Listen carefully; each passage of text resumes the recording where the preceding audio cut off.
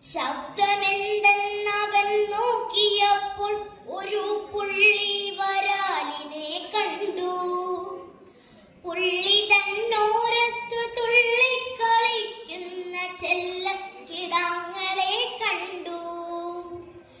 ഇത്തിരി ദൂരെ ആ കൈതയ്ക്കരികില ചെമ്പൻ വരാലിനെ കണ്ടു. ചെമ്പനും പുള്ളിയും ചെല്ലക്കിടാങ്ങളും നീന്തി തുടിക്കുന്ന കണ്ടു. ആശ്ചര്യം പൂണ്ടൊരാ പൈതൽ പിന്നെ അയ്യോ പാർപ്പുകളെന്നു വിളിച്ചു കൂവി.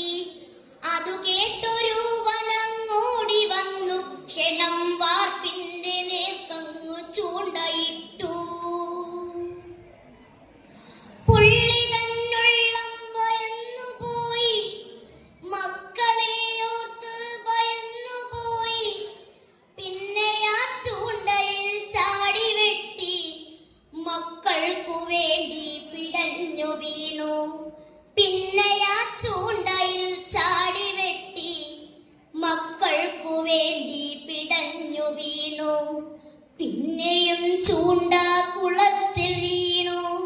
ചെമ്പൻ വരാലും പിടഞ്ഞു വീണു. മക്കളതത്രയും അനാഥരായി, അനാഥരോ കണ്ടവയ്ക്കിരകളായി. അച്ഛനും അമ്മയും ഇല്ല എങ്കിൽ നിശ്ചയം തീരുമീ പാർപ്പിനെ പോൽ. ഇങ്ങനെ ചിന്തിച്ച പൈതൽ വേഗം അച്ചമ്മയ്ക്കരികിലേക്ക് ഓടിയെത്തി. അച്ചമ്മ ഇനിയും പറയുകില്ലേ അച്ഛനും അമ്മയും എവിടെയെന്ന്? പരമാർത്ഥം ഇനിയും പറയുകില്ലേ അച്ചമ്മയോടു ഞാൻ മിണ്ടുകില്ല. കരയാതിരിക്കന്റെ പൈതലേ നീ, പറയാം ഞാനൊക്കെയും കേട്ടുകൊള്ളുക.